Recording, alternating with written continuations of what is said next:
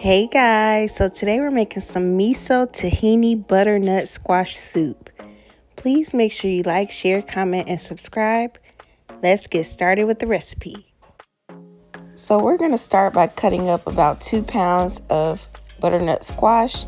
And so this is just one small butternut squash. You could also use frozen, which I highly recommend because it is so hard trying to cut a butternut squash, and if you haven't done so before, you are in for a treat.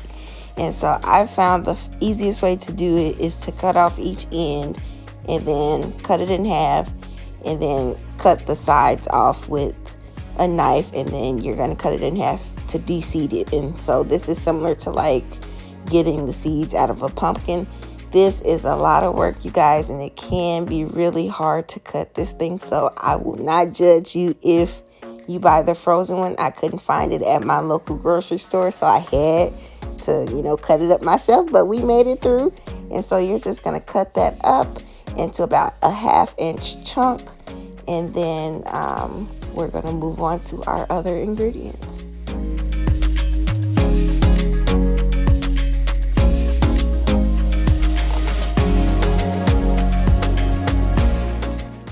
And you want to be really careful as you chop up your squash, because this thing will slip, slide all over this cutting board. And so we don't need you cutting your fingers or your hands, okay? So please be careful. And so in a pot, I am just adding in a tablespoon of coconut oil and 2 teaspoons of ginger. I'm just using the ginger paste, but if you have fresh ginger, you can just grate it in there. And then I'm adding in 4 cloves of fresh garlic, and you're going to cook that for about 30 seconds to a minute, just until it becomes fragrant. And then you're going to add in 5 cups of vegetable broth.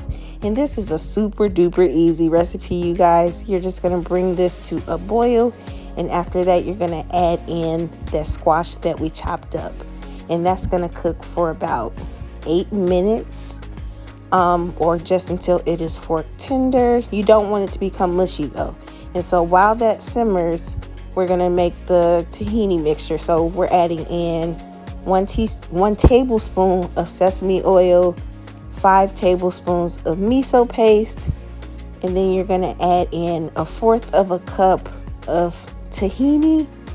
And that's pretty much it, guys. I'm going to add in 1/2 cup of hot water and whisk that together just until it is nice and smooth. I'm not really adding any seasoning to this soup, just about a teaspoon of some salt. It doesn't really need a whole lot because the tahini and the miso add great flavor, and miso paste can be kind of salty, so you don't really need a whole lot of seasoning, just until it is good to you. Okay, you can use whatever seasonings you want, just make sure your food is not bland. We don't want no bland food, y'all. And so you're gonna add in about 1.5 cups of chopped kale, and you're going to let that cook for about 3 to 5 minutes, just until that kale starts to wilt. And then you're going to turn your stove off because we're about to add in that tahini mixture. And so if you add it in with the stove on, your tahini mixture could separate, and we don't want that to happen to our delicious soup, okay? So turn your stove off, add your tahini mixture, and that's it, you guys. This is super simple, perfect for a nice cold winter day. And so I am just serving this with some brown rice. My husband had his with some pasta, and he said it was really good, so that's worth a try. I'm just garnishing it with some green onion, and that is it, you guys. I hope you enjoy this recipe. This is a nice vegan or vegetarian option.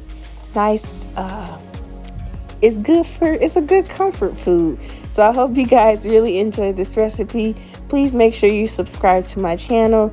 See you next time. Bye.